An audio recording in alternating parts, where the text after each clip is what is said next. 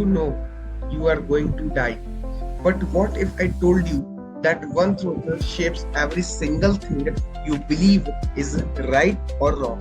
Today, we enter the silence behind your heartbeat and ask, what is death trying to teach us about life?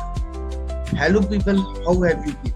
Welcome to the bridge where philosophers meet, real world books, and ideas become experience. Today, we explore the two great human questions: what should I do, and what happens when I am gone? With us, Immanuel Kant, the architect of duty-based morality;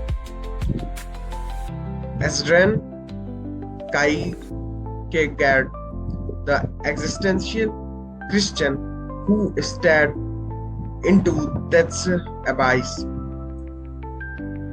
Osho, who called death the ultimate awakening; and the books When Breath Becomes Air, Being Mortal, Moral Tribes, Staring at the Sun, Stillness Is the Sky.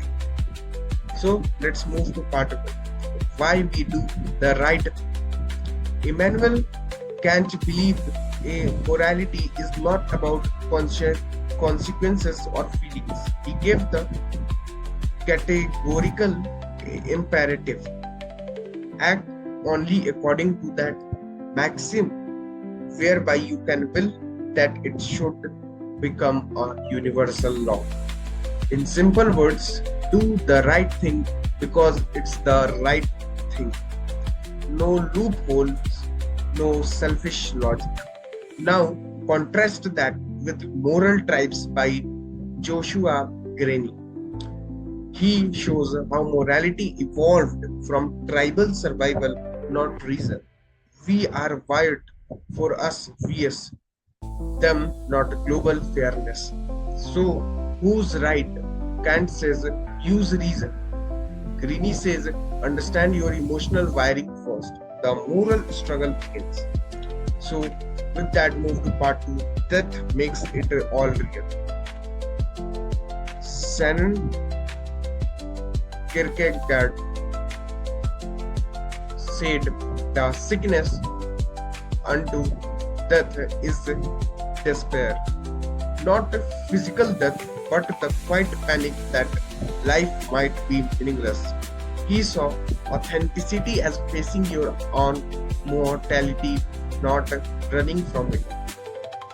In When Breath Becomes Air, neurosurgeon Paul Kalanithi is diagnosed with terminal cancer at 36. He writes, even if I am dying, until I actually die, I am still living. Death did not shrink him, it clarified him. Purpose became urgent, morality became simple.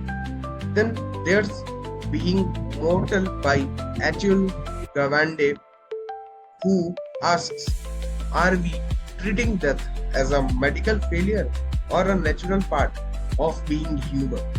He showed how ignoring death makes us life worse, not longer. And Osho, he flips it on. Death is not the end, it's a celebration you are going through. He teaches not to fear death, but to die every moment to the ego. Only then, he says, does true morality emerge awareness. So with that, move to part 3, stillness, surrender and slow.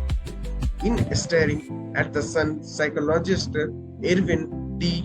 Yalom says, the fear of death is the mother of all anxiety, and yet facing it leads to peace.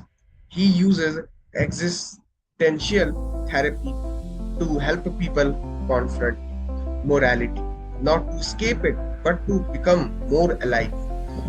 Then, Stillness Is the Key by Ryan Holiday brings it home. Stillness is not inactivity, it is clarity. In a world obsessed with productivity, he reminds us that more clarity comes in silence, not noise. So what do? Kant says, act morally no matter the cost. Kierkegaard says, face your dread, find faith. Osho says, surrender to death, then live fully. Yalom says, look death in the eye. Holiday says, be still, then act. So, what's the bridge between death and morality? It's not fear, it's not it's urgency. It's not fear, it's urgency. It's the reminder that your time is limited, and that's what makes every action sacred. Not because someone is watching, but because you are. When death is in the room, lies feel heavier, love feels deeper, and life becomes real.